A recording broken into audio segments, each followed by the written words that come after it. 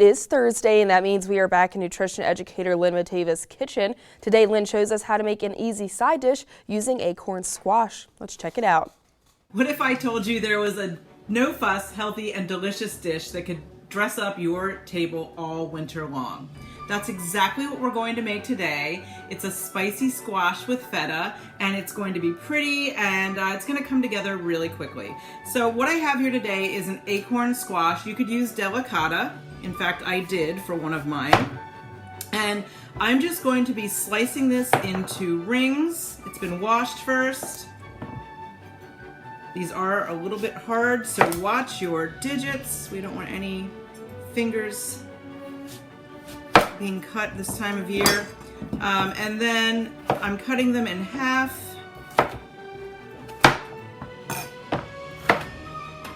And I've got just a spoon here that I'm just going to quickly pull out the seeds and push them to the side. If you decided you wanted to save them for later, you certainly could and roast them. All of those winter squash varieties have seeds that are edible just like pumpkins. So you are more than welcome to eat your seeds if you'd like. For now, we're just getting them out of the way.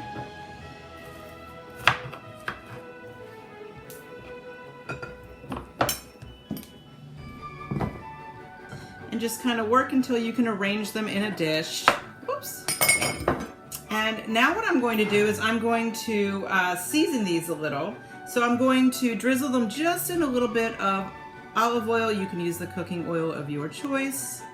You don't need a ton. It'll kind of spread as it's cooking, and it'll go to the pan. It'll help them caramelize.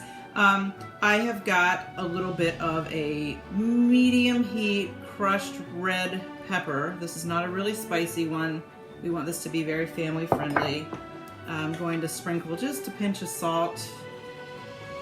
And I'm going to also add to this a little bit of brown sugar. I don't usually add sugar to a lot of dishes, but I'm talking about maybe at most a half a teaspoon, probably less than that. I've just got a couple pinches, and I'm just doing it to kind of give it that little sugar against the bite of the other things we're adding to it. And then you can add your herbs or your seasonings of choice here as well. I've got a little bit of dried sage, and I'm just going to sprinkle just the tiniest bit of that. I love sage in the fall and winter. It's just warm, and it makes me think of like warm comfort food. And then I've got some fresh thyme here. Again, you could use the dried stuff. I'm just going to throw a few sprigs of that in there. And then that's about it. All we have to do now is to put this in the oven at about 375 degrees for, I'd say, about 25 to 30 minutes. I have one that's coming out of the oven now. This one is actually made with delicata squash, so it's going to look a little different. The great thing about delicata squash is that the rind or the outside of it is a lot softer, and you can eat it a lot easier. So a lot of people just they don't peel these at all. I did not peel the other. You can technically eat acorn squash. It's just going to be a little bit chewier if you don't peel it. But so now that it's out of the oven, what we're going to do here is really simple. I've got some sage leaves to dress it up,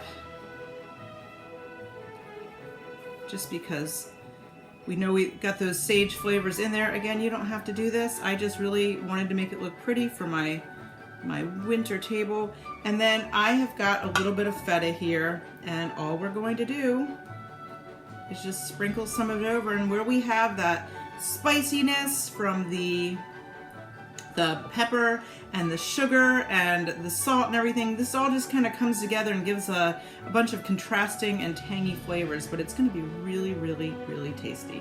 I'm going to hold it here so you can see it. That's it. It's just so pretty, and it's really going to dress up our table. This is what I'm going to be making all winter long. I hope you try it, and if you do, let us know how you did.